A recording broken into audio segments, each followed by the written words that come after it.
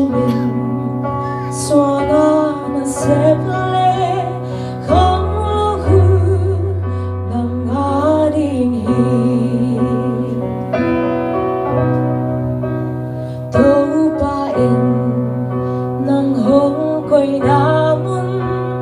nếu in quang mana theo lâu ha hong koy pa hangin thu pi aman ho mang hilong ilong pasakyan na neo chiom lo min thân na sông gần Giêsu mình xóa na xếp lên không lo hư nang ading na pumpi hong song khao ta dia xếp số lâu hôn nó hôn tuần chia thương em ta tô tô pa đi ngã nó siêu thì lại về về pasakyan na neo chiom lo min thân na sông gần Giêsu mình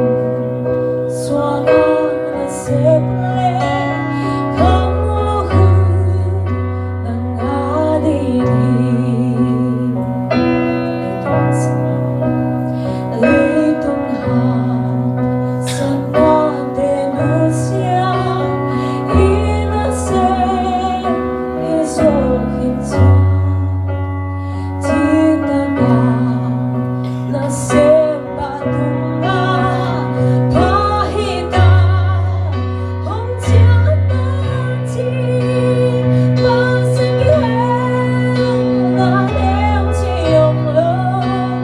min thân na sông gần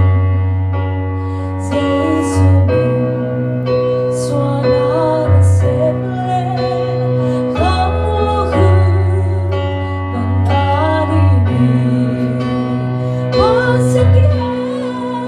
na neo chiom lo min thân na sông gần Giêsu mình xóa na xếp lên không lo hư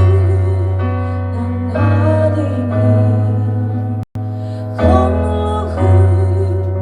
nang ading